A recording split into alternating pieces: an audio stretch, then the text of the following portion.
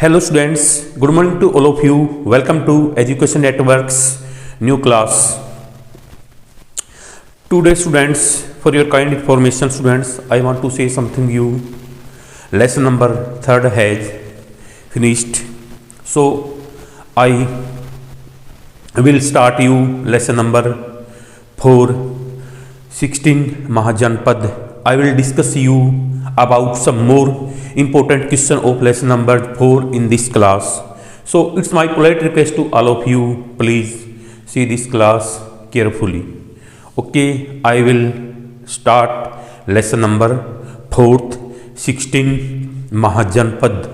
So let us start. I don't waste time. देखो जी, जनपद एवं महाजनपद का उदय, जनपद और महाजनपद का जन्म। भारत में ऋग्वैदिक युग था, ऋग्वैदिक पीरियड था में राज्य निर्माण की प्रक्रिया, जो भारत में राज्य निर्माण व राज्य बनना व स्टेट का बनना, राज्य का निर्माण, ये प्रक्रिया भारत में कब शुरू हो गई थी? आपसे क्वेश्चन इप्टाई से पुटअप किया जा सकता है। भाई ऋग्वैदिक काल था हमारा, जो जिसमें ऋग्वेद, यजुर्वेद, सामवेद, भाई अलग अलग 4 टाइप्स के जो वेद थे, मैंने आपको लास्ट वाली क्लासेस में डिस्कस किया था। तो भारत में राज्य निर्माण की प्रक्रिया कब स्टार्ट हो गई थी? ऋग्वैदिक काल में। और समाज की आरंभिक इकाई क्या थी? भाई समाज की जो आरंभिक इकाई थी वो क्या थी? परिवार थी। अच्छा भाई देखो, परिवार से क्या बना? ग्राम बना, गांव बना, गांव से जन बना, जन से जनपद था, जनपद से महाजनपद का निर्माण हुआ। परिवार से ग्राम, ग्राम से जन और जन से जनपद और जनपद से महाजनपद का निर्माण हुआ। समाज की जो प्रारंभिक स्टार्टिंग की जो थी वो सबसे छोटी इकाई हमारी क्या थी? प्रारंभिक इकाई क्या थी? वो परिवार थी। और भारत में राज्य की शुरुआत किसमें? ऋग्वैदिक काल में हुई। इस टाइप से क्वेश्चन आपसे एग्जामिनर पुटअप कर सकता है। Isn't that soul? नेक्स्ट देखो क्वेश्चन नंबर 4। भाई एक ही पूर्व से रिश्ता रखने वाले परिवारों के समूह को, भाई मतलब एक ही परिवार से, जैसे कि आपका ग्रैंडफादर, ग्रैंडपा, आपके फादर, मतलब वो देखो जैसे आपके ग्रैंडपा आ गया, आपके परदादा हो गए, दादा हो गए, आपके परदादा, आपके ग्रैंडफादर के पिताजी, फिर आपके ग्रैंडफादर, आपके फादर के पिताजी, फिर फादर या आपके पिताजी। तो ऐसा ही इस क्वेश्चन में डिस्कस किया। अभी एक ही पूर्व से, एक ही एल्डर से रिलेशन रखने वाले एंसेस्टर से रिलेशन रखने वाले समूह को क्या जन कहा जाने लगा? क्या कहा जाने लगा? जन। एक ही पुरुष से रिश्ता रखने वाले परिवारों के समूह को क्या कहा? जन समूह का जन कहा जाने लगा। और जन के मुखिया को क्या नाम दिया गया?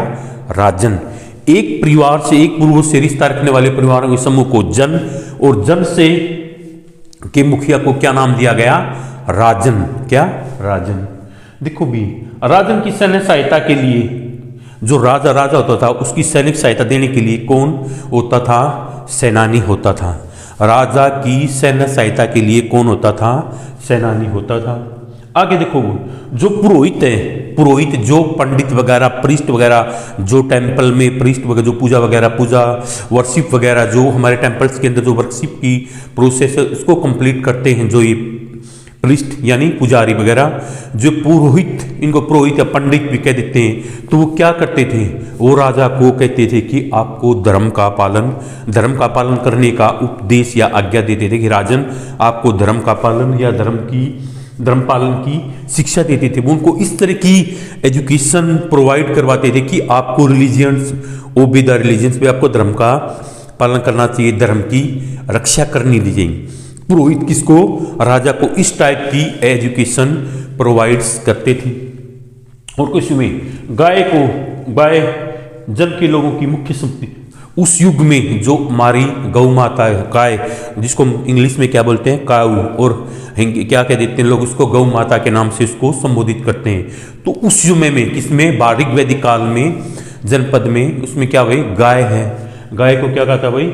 लोगों की मुख्य संपत्ति होती थी। क्या मुख्य संपत्ति क्या होती थी भाई? गाय, गौ माता होती थी।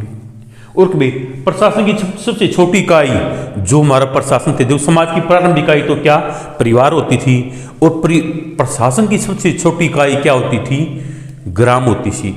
होती थी। ये क्वेश्चन आपसे इस टाइप से एग्जामिनर पुट कर सकता है, आस्कर पूछ सकता है कि भाई परिवार की, प्रशासन की सबसे छोटी इकाई क्या थी? परिवार थी। Isn't that so? Any doubts?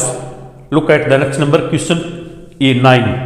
इस युग को भारत का जनपद काल कहा जाता था। महाजनपद जो युग हमारा था, इसको क्या नाम दिया गया? भारत का महाजनपद काल कहा गया। और वैदिक युग के जन अब किसमें? जो वैदिक युग के जन थे अब 16 बड़े बड़े महाजनपदों में बदल गए। इस युग को भारत का जनपद काल कहा गया। और वैदिक युग के जन अब 16 महाजनपदों में बदल गए थे। किसमें? 16 महाजनपदों में बदल गए थे। अब क्वेश्चन नंबर 10 देखो भाई, जो महाजनपद है वो उत्तर गंधार, गंधार कहाँ? ये अफगानिस्तान में है। जो महाजनपद था वो उत्तर गंधार से लेकर पूर्व में बंगाल तक, पश्चिमी बंगाल था। उत्तर में देखो, उत्तर गंधार महाजनपद उत्तर गंधार से लेकर पूर्व में बंगाल, और उत्तर में हिमालय पर्वत से लेकर, हिमालय पर्वत से दक्षिण में दक्कन के पठार तक फैले हुए थे।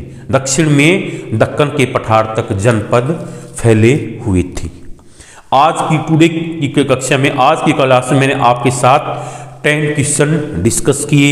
ये क्वेश्चन आपको कैसे लगे? इन क्वेश्चन में आपको कोई डाउट है, please you can consult me, my personal contact number, या you can write a message in comment box. आज की view, please write down your view, अपने व्यू जरूर प्रेजेंट्स करें। और एजुकेशन नेटवर्क चैनल को ज़्यादा से ज़्यादा लाइक करें, शेयर करें और घंटी के बटन को प्रेस करें न्यू वीडियो टाइम पर लेने के लिए। Today is for enough. Meet you tomorrow in next class some more important question with lesson number 4th 16 जनपद। Thanks for this cooperation. जय हिंद, जय भारत, जय हरियाणा।